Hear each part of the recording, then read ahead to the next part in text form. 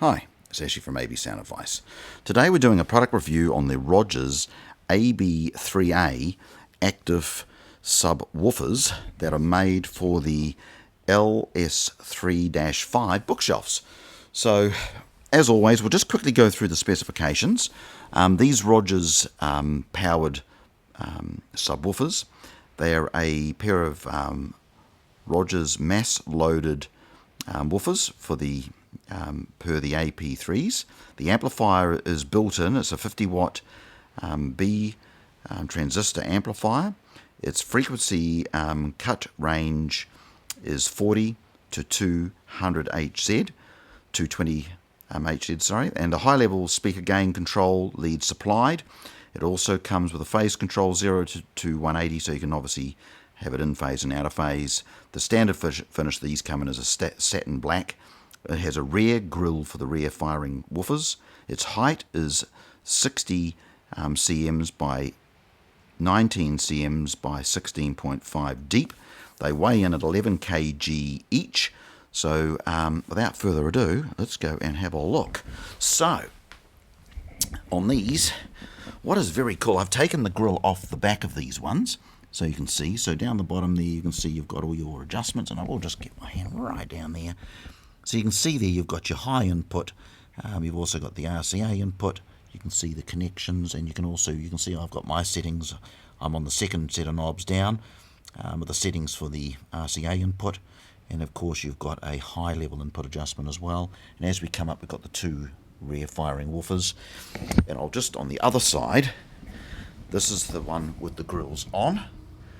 So you'll see here they provide a rear magnetized grill that just sits on the back, and again you can see down here I'm using the RCA input again. You'll see a little switch at the rear there for turning it on and off.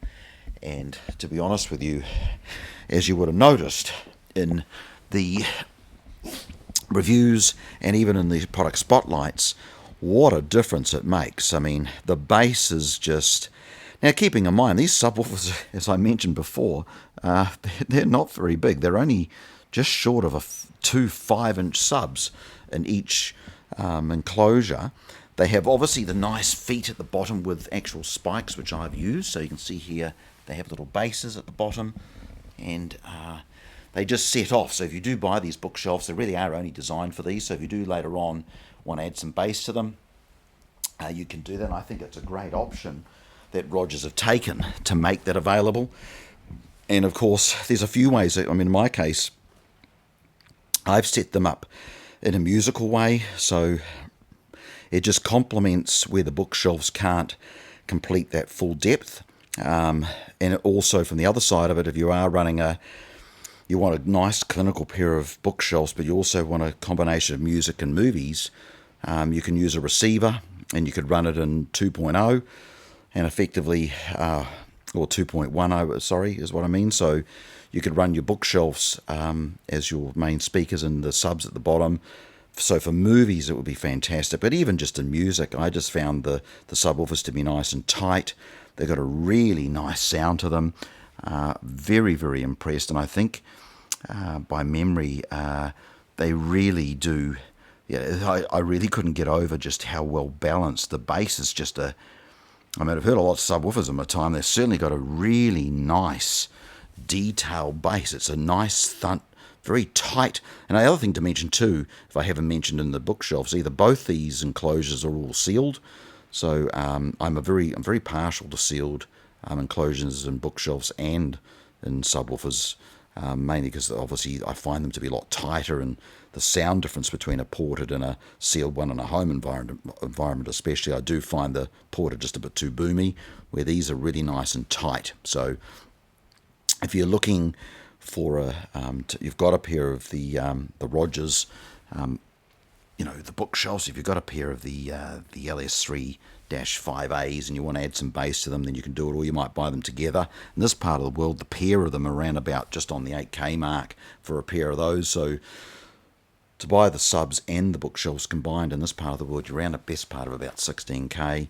But again, as you know, I've reviewed a lot of speakers way more than 15,000 or even 16, and they're a lot of sound. There really is. It really is a very unique sound, I think, across all the brands that I've reviewed in my career and brands that I've worked with.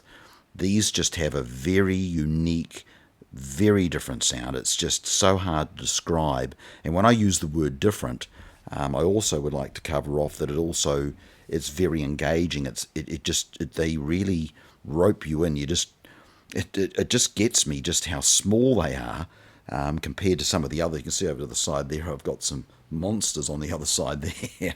But these things, they're not very big, and the sound that they provide is very, very solid, very detailed, very clear. And the bass, as I said, it's just really, really tight. It's just hard to describe. I mean, I'm only running them at a quarter. You wouldn't want any more than that. And they complement the bookshelves beautifully. So if you are looking at buying a pair of, you were going to look at getting a single sub and you think, why would I do this? Well, the other thing is the imaging. Having the bass boxes directly, or the bass enclosures directly below the bookshelves, it really simulates a nice pair of a nice pair of floor standers without taking up a lot of space and providing that subsonic bass sound, which, you know, you either love it or you don't. But in my case, I think they've done a fantastic job of bringing those two items together. And clearly, all these years later, they're still making them. So there's a lot of people out there who would agree with my statement. So, well, I hope you've enjoyed today's product review on the Rogers AB3a powered subwoofers from our mates at Rogers. And again, UK based business, been around for a very long time, 75 years to be precise, and they really do make some fantastic products. So if you'd like to find out more information, duck onto hifihq.co.nz and all the information will be there. And again, I do appreciate you guys supporting the channel, and we'll see you next time on AB Sound Advice.